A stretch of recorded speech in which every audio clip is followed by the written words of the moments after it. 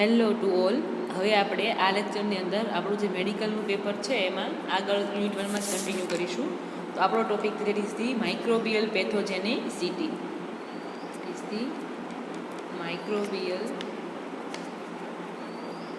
પેથોજેનિસિટી. Clear? હવે આપણે આગળ લેક્ચરમાં વાત કરીએ કે વોટ ઇઝ ધ પેથોજેનિસિટી, એટલે કે પેથોજન્સ છે કે જે પેરાસાઇટ છે એની જે ઇન્ફેક્શન કરવાની જે કેપેસિટી છે એને આપણે પેથોજેનિસિટી તરીકે ઓળખીએ છીએ, અથવા એના વાયરોલન્સ પાવર તરીકે છે ઓળખીએ છીએ.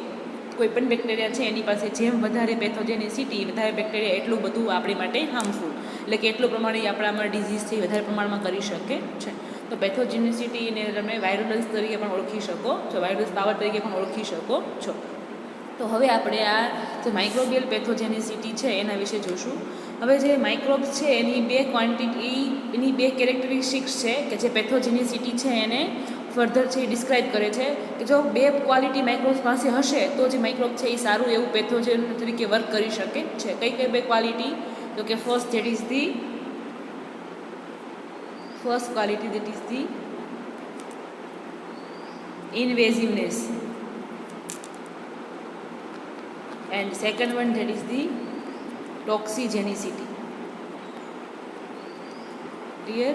હવે કોઈ પણ પેથોજન્સ છે એ પેથોજેનિક હશે તો એની પાસે આ બે પ્રોપર્ટી હશે તો જ વધારે સારો એવો પેથોજન્સ તરીકે વર્ક કરી શકે છે. એમાંથી પહેલી પ્રોપર્ટી લઈ લઈએ આપણે ઇન્વેઝિવનેસ વિશે. તો આપણે હવે ઇન્વેઝિવનેસમાં આગળ જોઈએ. What is the invasiveness? Clear? તો કોઈ પણ પેથોજન્સ માટે પેથોજેનિસિટી પોતે હોવી જોઈએ એની પાસે, તો જે પોતે ઇન્ફેક્શન કરી શકે એની માટે એની પાસે બે પ્રોપર્ટી હોવી જોઈએ. દેટ ઇઝ ધી ઇન્વેઝિવનેસ અને ટોક્સિજેનિસિટી. એમાં આપણે પહેલું જોઈએ દેટ ઇઝ ધી ઇન્વેઝિવનેસ વિશે. It is the invasiveness. What is the meaning of invasiveness? એટલે કે ઇન્વેડર, આપણે વાત કરી હતી લાસ્ટ લેક્ચરમાં. What is the invader? એટલે કે જે બહારથી કોઈ પણ માઇક્રોબ્સ બોડીમાં એન્ટર થાય છે અને હ્યુમન બોડીની અંદર એન્ટર થાય છે. ટુ એન્ટર મીન્સ ઇન્વેડ અથવા ટુ એન્ટર, એને આપણે ઇન્વેડ તરીકે પણ ઓળખીએ છીએ. તો કે કોઈ પણ પેથોજન્સ જ્યારે બહારથી બોડીમાં એન્ટર થશે એટલે કે ઇન્વેડ થશે અને બોડીની અંદર આવશે અને મલ્ટીપ્લાય થશે અને પોતાના સિમ્ટમ્સ શો કરશે, એની માટે ફર્સ્ટ ઓફ ઓલ એને પોતે બોડી સાથે અટેચ થવું પડશે, એટલે કે એડહર્સ થવું પડશે. આપણે ખબર છે કે બોડીના ડિફેન્સ સિસ્ટમ છે એમાં જે મ્યુકસ મેમ્બ્રેન છે એ કન્ટિન્યુઅસલી છે મ્યુકસ સિક્રેશન કરતી હોય. એટલે કોઈ પણ પેથોજન્સ બોડીમાં એન્ટર થશે બાય ધી નોઝ તો એ કન્ટિન્યુઅસ ફ્લશિંગ એક્શન દ્વારા છે એ રિમૂવ થઈ જશે.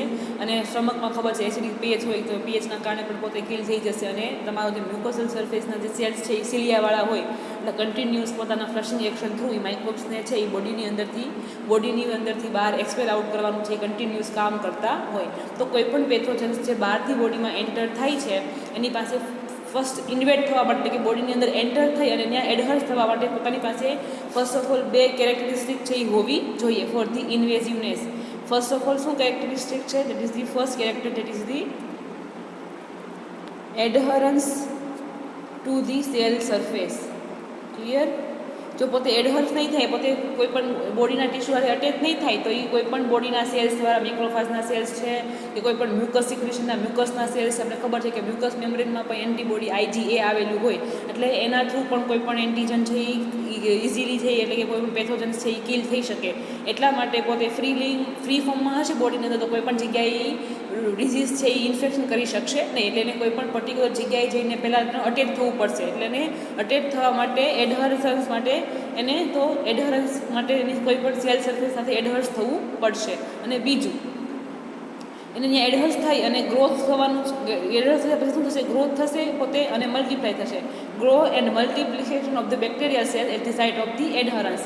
ફર્સ્ટ ઓફ ઓલ તો બેક્ટેરિયાને જ્યારે ઇન્ફેક્શન કરવું હશે તો એની પાસે પ્રોપર્ટી કઈ હોવી જોઈએ? તો કે એડહરન્સ એટલે કે ઇન્વેઝિવનેસની પ્રોપર્ટી હોવી જોઈએ. એટલે કે કોઈ પણ બોડીની અંદર એન્ટર થઈ અને પોતે ત્યાં એડહર્સ થઈ શકવો હોવો જોઈએ. હવે એડહર્સ થવા માટે એને શું હોવું જોઈએ? એની પાસે હોવું જોઈએ તો કે હવે એ રેન્ડમલી કોઈ પણ જગ્યાએ એડહર્સ થશે, મે બી મ્યુકસમાં મેમ્બ્રેનમાં હોય કે બોડીના કોઈ પણ ઓર્ગન્સ કે સરફેસની અંદર એડહર્સ થશે તો એની માટે એને એડહર્સ થવું પડશે. હવે એને એડહરન્સ માટે એની પાસે બે વસ્તુ હોવી જોઈએ. પહેલી વસ્તુ છે that is the bacterial adhesin.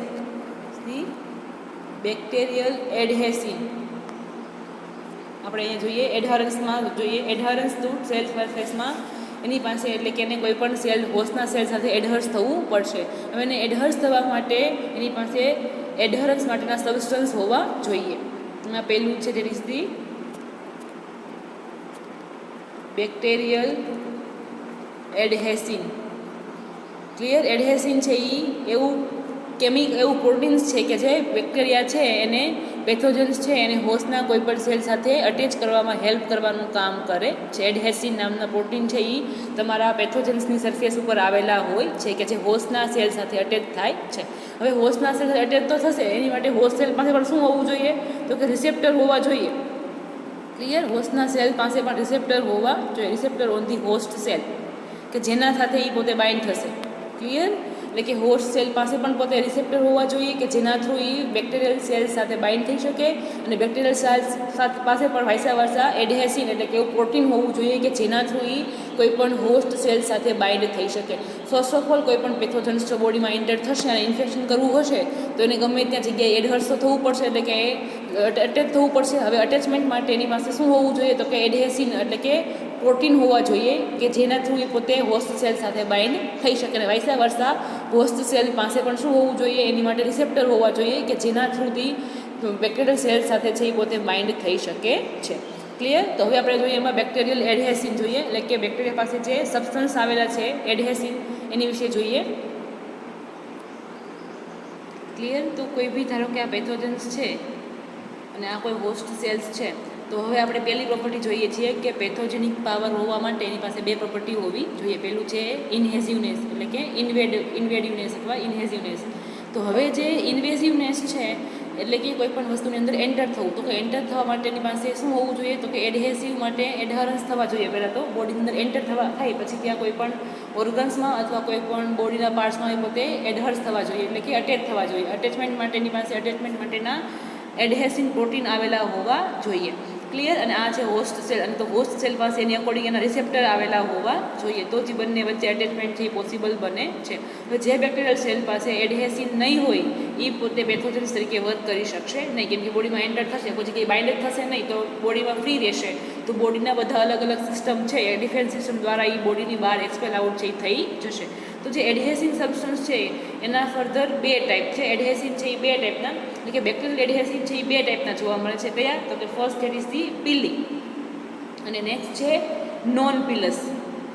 Clear? First છે પિલઈ અને સેકન્ડ છે નોન પિલસ એડહેસિન. હવે જે પિલાઈ ટાઈપના જે એડહેસિન છે એમાં શું છે? તો કે બેક્ટેરિયલ સેલ્સ છે એની ફરતે પિલસ છે એટલે કે પિલાઈ છે એની રચના છે એ જોવા મળે છે. તમને ખબર છે કે પિલાઈ શું છે? પિલાઈ છે એ ટ્યુબ્યુલર સ્ટ્રક્ચર છે કે જે બેક્ટેરિયલની સેલની સરફેસની સરાઉન્ડિંગમાં આવેલા હોય છે. હવે જે સેલ્સ પેથોજન તરીકે વર્ક કરશે એની પાસે અથવા તો પિલાઈ હશે, પિલાઈ એઝ અ એડહેસિન તરીકે પિલાઈ હશે, અને આવા સેલ્સ છે એ ઇઝીલી કોઈ પણ બેક્ટેરિયલ હોસ્ટ સેલ સાથે ઇઝીલી જઈને બાઇન્ડ થઈ જશે, બાઇન્ડ થશે અને હોસ્ટ સેલ સાથે બાઇન્ડ થઈને પોતે ત્યાં છે એડહર્સ થશે અને મલ્ટીપ્લાય થશે અને પોતાના સિમ્ટમ્સ છે એ શો કરશે અને પોતે છે ઇન્ફેક્શન છે એ કોઝ કરી શકે છે. ક્લિયર? અને પોતે પિલાઈ થ્રુ તમારા જે હોસ્ટ સેલ્સ છે એના સેલ વોલ સાથે પોતે બાઇન્ડ થઈ જાય છે. અને મોસ્ટલી ક્યાં બાઇન્ડ થઈ છે? તો કે એના જે હોસ્ટ સેલ્સ છે એના શુગર રેસિડ્યુ, એની જે સેલ વોલ છે એમાં આવેલા ગ્લાયકોપ્રોટીન્સ અથવા ગ્લાયકોલિપિડ્સ છે એની હારે જઈને પોતે બાઇન્ડ થઈ જાય છે. એટલે કે પિલાઈ પોતે હોસ્ટ સેલ્સના ગ્લાયકોપ્રોટીન અથવા ગ્લાયકોલિપિડનું જે શુગર રેસિડ્યુ છે એની સાથે જઈ અને બાઇન્ડ થઈ અને પિલાઈ વચ્ચે અને શુગર વચ્ચે છે એ કોમ્પ્લેક્સ ફોર્મ થાય છે, એટલે બે વચ્ચે અડહર્સ થાય છે અને બે વચ્ચે છે એ કોમ્બિનેશન બને છે અને પછી પોતે બેક્ટેરિયા મલ્ટીપ્લાય થઈ રેપ્લિકેટ થશે અને પોતાની કોપી છે ઇન્ક્રીઝ કરશે અને પોતાના સિમ્ટમ્સ શો કરી અને કોઈ પણ હોસ્ટની અંદર છે એ ઇન્ફેક્શન છે એ કોઝ કરે છે. હવે નેક્સ્ટ છે આપણે જોયું તો કે નોન પિલસ બેઝ ટાઈપના એડહેશન કેવા હોય? તો કે એવા અમુક બેક્ટેરિયલ સેલ્સ છે કે જેની પાસે પિલસ એટલે કે પિલાઈ આવેલી હોતી નથી. તો આવા સેલ પાસે એડહેશન માટે શું આવેલું હોય છે? તો કે એની પાસે કેપ્સ્યુલ છે અથવા ગ્લાયકોકેલેક્સ છે એ આવેલું હોય છે. એટલે કે ઘણા પેથોજેનિક છે કે જેની પાસે પિલાઈ નથી તો એની પાસે એટેચ થવા માટે શું આવેલું હોય છે? તો કે કેપ્સ્યુલ આવેલું હોય છે. કેપ્સ્યુલ આપણને ખબર છે કેપ્સ્યુલ શું છે?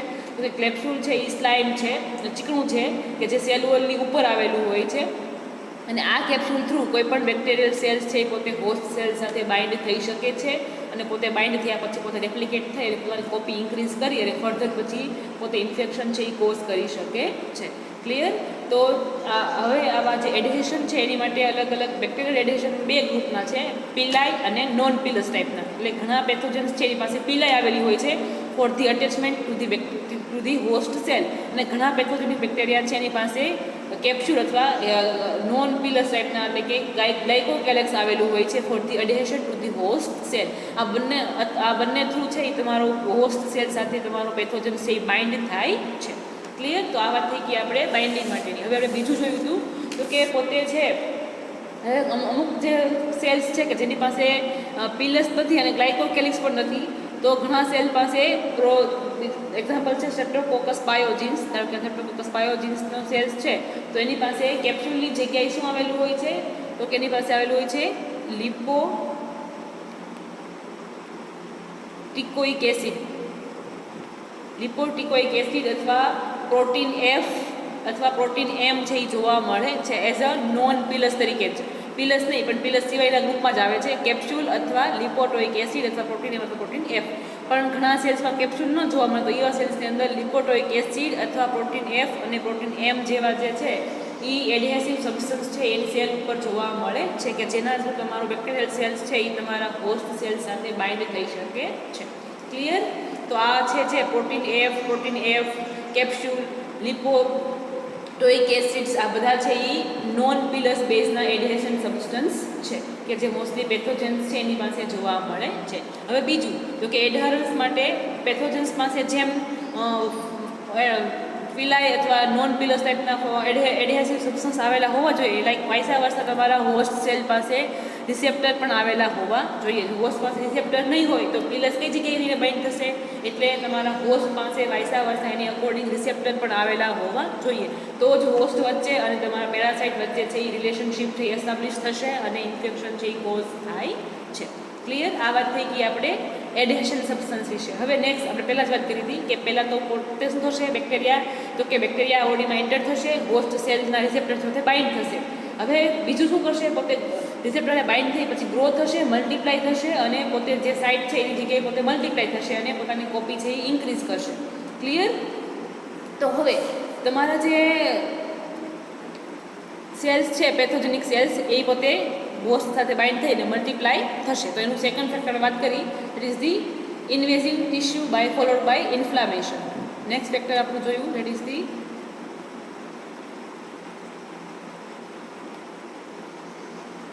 invasion of tissue followed by inflammation. Clear? હવે તમારા જે પેથોજન્સ છે એ બાઇન્ડ થઈ ગયા થ્રુ પીલસ અથવા નોન પીલસ કોઈ બી એડહેસિવ સબસ્ટન્સ થ્રુ એ હોસ્ટ સેલ સાથે બાઇન્ડ થઈ ગયા છે. હવે શું કરશે, રેપ્લિકેટ થશે, મલ્ટીપ્લાય થશે અને હોસ્ટની અંદર કોઈ પણ જાતના સિમ્ટમ્સ છે એ શો કરશે. તો હવે નેક્સ્ટ સ્ટેપમાં એ શું કરશે? ક્લિયર? તો હવે પોતે એ આવી એને એટેચ તો થઈ ગયા, બાઇન્ડ તો થઈ ગયા, પણ હવે એનું સેકન્ડ પોઈન્ટ શું છે, એડલ્ટ થઈ ગયા પછી તો કે સેલ્સ પોતે આવશે, બાઇન્ડ થશે અને પોતે હવે પોતાના સંખ્યામાં વધારો કરશે, રેપ્લિકેટ થશે અને પછી ઇન્ફ્લામેશન છે એ કોઝ કરશે. ક્લિયર? તો આ પ્રોસેસ દરમિયાન ઇન્ફ્લામેશન કોઝ કરશે ત્યારે એ પોતે રેપ્લિકેટ થવા પડશે, એટલે કે પોતે સેલ્સ પોતે રેપ્લિકેટ થશે અને ઇન્ફ્લામેશન કોઝ કરશે. મોસ્ટલી જ્યારે સેલ્સ બેક્ટેરિયલ સેલ્સ બોડીમાં એન્ટર થશે ત્યારે પોતે અંદર વેક્યુલ્સની અંદર હશે, આ બધા માઇક્રોબિયલ સેલ વેક્યુલ્સની અંદર છે એ આવેલા હશે અને ત્યારબાદ પોતે હોસ્ટ ટિશ્યુમાં એન્ટર થયા, હોસ્ટના સેલ્સ એટલે કે હોસ્ટના ટિશ્યુમાં એન્ટર થઈ અને વેક્યુલ્સમાંથી પોતે લિબરેટ આઉટ થશે બહાર અને બહાર બાજુના એન્વાયરમેન્ટની અંદર સ્પ્રેડ થશે અને પોતે છે એ ત્યાં આગળ જઈ અને પોતે રેપ્લિકેટ થઈ અને ઇન્ફ્લામેશન કરશે અને એવું બધું કરશે અને પોતે છે ઇન્ફેક્શન છે એ ક્રિએટ કરશે, ટોક્સિન્સ ફોર્મ કરશે અથવા કોઈ પણ એવા કેમિકલ સિક્રેટ કરશે કે જે આજુબાજુના સેલ્સને કિલ કરી નાખશે અને જેના કારણે હોસ્ટ સેલ્સ છે એને ડેમેજ કરવાનું કામ કરશે. ક્લિયર? તો હવે ઇન્ફ્લામેશન કોઝ કરવા માટે સેલ્સ પાસે જે પેથોજેનિક સેલ્સ છે, બેક્ટેરિયલ સેલ્સ છે એની પાસે અમુક એવી પ્રોપર્ટી આવેલી હોય, અમુક એવા વસ્તુઓ આવેલી હોય છે કે જેના થ્રુ પોતે શું કરે છે એ હોસ્ટ સેલની અંદર પોતાનું રેપ્લિકેશન છે એ ફાસ્ટ કરી શકે છે. એની માટે તમારું જે પેથોજેનિક જે સેલ્સ છે, બેક્ટેરિયલ સેલ્સ છે એની પાસે અમુક જેવા એન્ઝાઇમ્સ આવેલા હોય અથવા એન્ટીકોએગ્યુલન્ટ્સ છે સબસ્ટન્સ આવેલા હોય અથવા કોઈ પણ એવી પ્રોપર્ટી એટલે કે એન્ઝાઇમ્સને એવું આવેલું હોય કે જે શું કરે છે બેક્ટેરિયલ સેલ્સના એન્ઝાઇમ્સને અથવા પ્રોટીન્સને ડિગ્રેડ કરી તો પોતે છે એ ત્યાં આગળ છે એ પોતાનું હેબિટેટ છે એ પ્રોટેક્ટ કરવાનું છે એ કામ કરે છે. તો ઇન્ફ્લામેશન થવા માટે તમારો જે હોસ્ટ સેલ્સ છે કે જ્યાં પોતે તમારો બેક્ટેરિયલ સેલ્સ આવી અને સર્વાઈવ કરશે તો તમારા બેક્ટેરિયલ સેલ્સ પાસે અમુક એવી વસ્તુ આવેલી હશે કે જેના થ્રુ પોતે એ હોસ્ટ સેલની અંદર પોતાનું રહેઠાણ છે એ ક્લિયર કરશે, કે જેની પાસે અમુક એવા એન્ઝાઇમ્સ આવેલા હશે. બીજું શું આવેલું છે તો કે નેક્સ્ટ આવેલું છે દેટ ઇઝ ધી એન્ટીફેગોસાઇટિક ફેક્ટર આવેલા હશે, કે જેના થ્રુ એ હોસ્ટના ડિફેન્સ મિકેનિઝમથી પોતે રક્ષણ પામશે.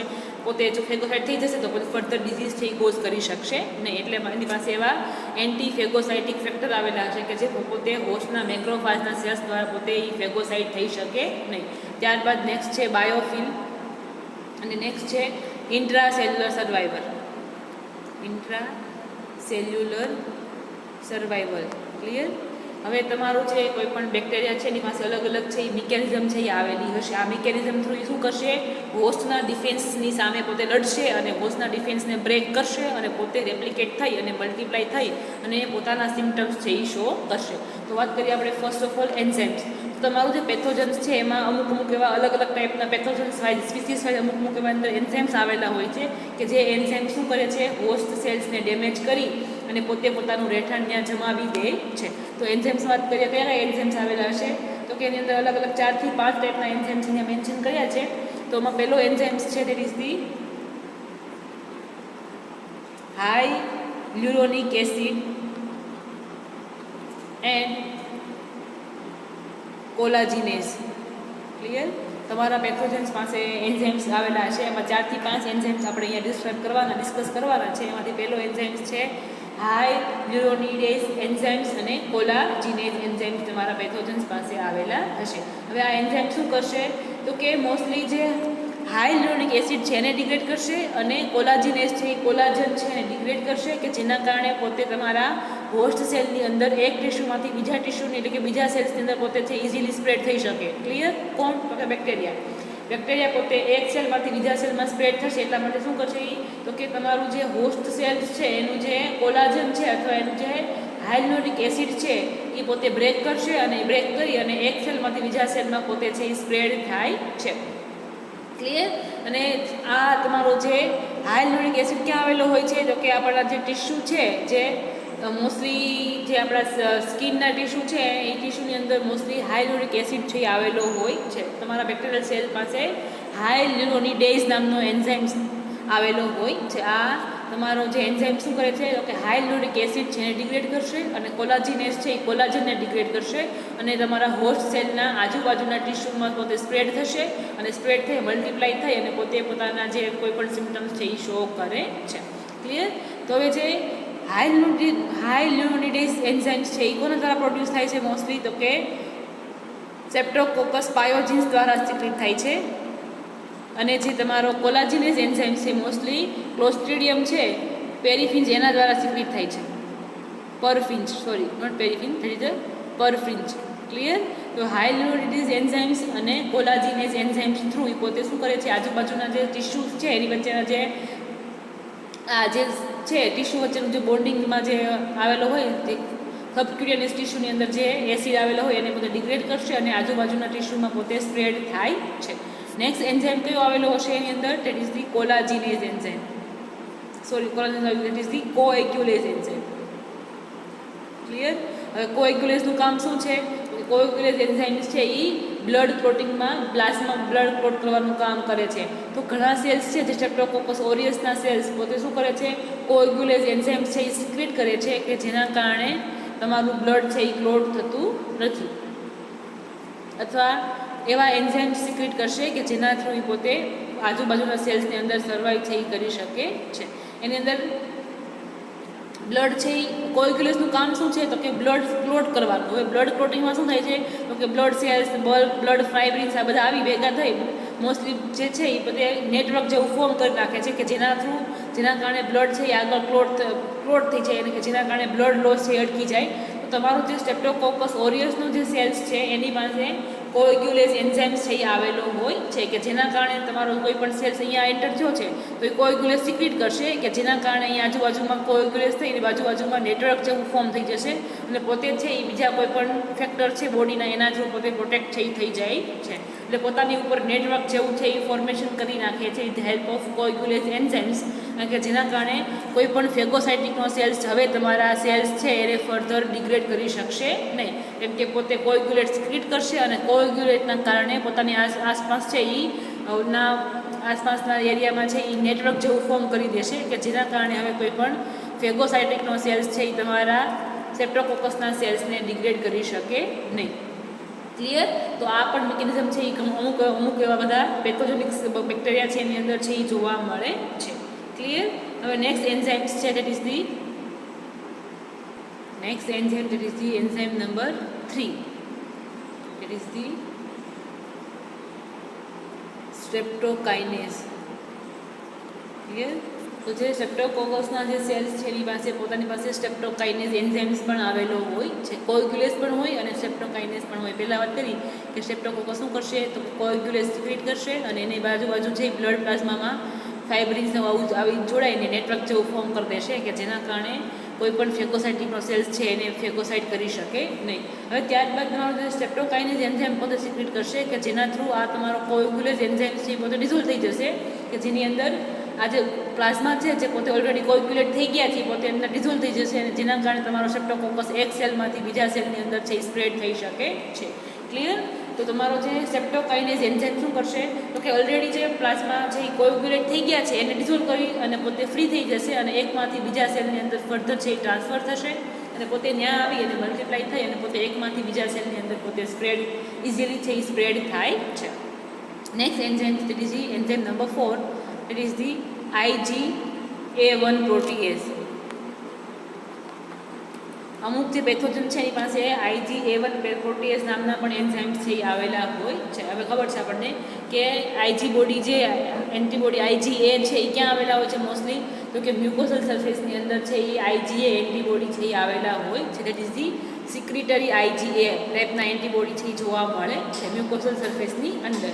તો હવે તમારા IgA પ્રોટીએઝ એન્ઝાઇમ શું કરે છે તો કે તમારા જે એન્ટીબોડી IgA છે એને છે એ ડિગ્રેડ કરી નાખે છે, કે જેના કારણે આ એન્ટીબોડી ફર્ધર તમારા કોઈપણ બેક્ટેરિયલ સેલ્સ છે એને ડિગ્રેડ કરી શકે નહીં. અને મોસ્ટલી તમારા IgA પ્રોટીએઝ એન્ઝાઇમ કોની પાસે આવેલા હોય છે તો કે નેઝેરિયા ગોનોરી છે, નેઝેરિયા મેનિન્જાઇટિસ, ઇમોફિલસ ઇન્ફ્લુએન્ઝા જેવા પેરાસાઇટ છે એની પાસે IgA પ્રોટીએઝ નામના એન્ઝાઇમ્સ છે એ આવેલા હોય છે, જે શું કરે છે એન્ટીબોડી IgA છે કે જે ઓલરેડી મ્યુકોસલ મેમ્બ્રેનની અંદર આવેલા હોય છે એને ડિગ્રેડ કરી નાખે છે અને જેના કારણે પોતે છે એ કોઈ પણ એન્ટીબોડી એક્શનથી પ્રોટેક્ટ થઈ જાય છે અને કોઈ પણ મ્યુકોસલ સરફેસ સાથે બાઇન્ડ થઈ ને અટેચ થઈ અને પોતે ફર્ધર પોતાની રેપ્લિકેટ કરી અને પોતાનું ઇન્ફેક્શન છે આગળ વધારી શકે છે.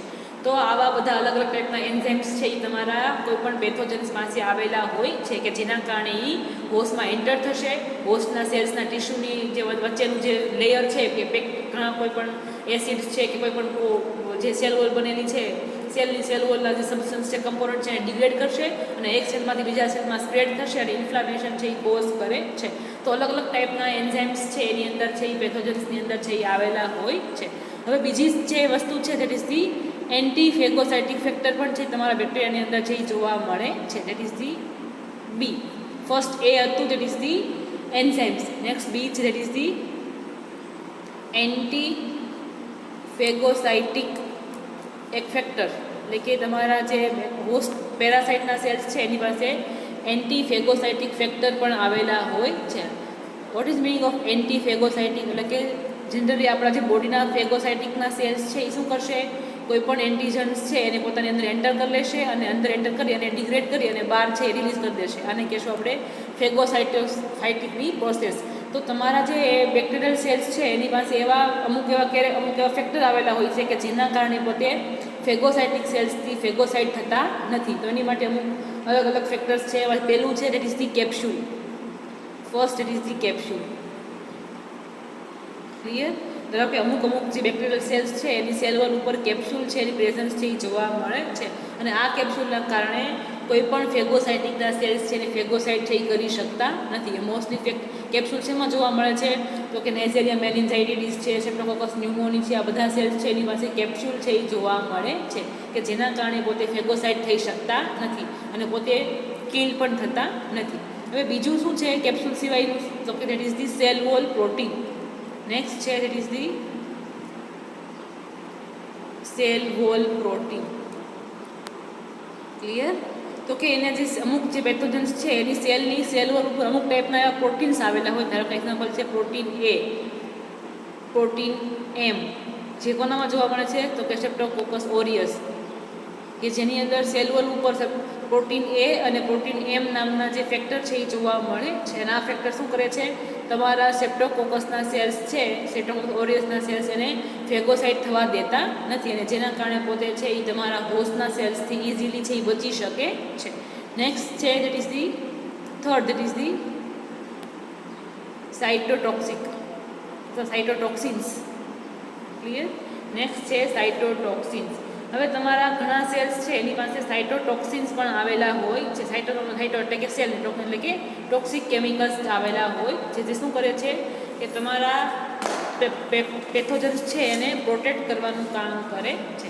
તો સાઇટોટોક્સિન્સમાં જોઈ લઈએ કયા કયા, તો કે જે એસ ઓરિયસનો જે સેલ્સ છે એની પાસે આવેલું હોય છે, that is the haemolysin. Haemolysin is one kind of cytotoxins. Next છે ઇટ ઇઝ ધી લ્યુકોસિડિન.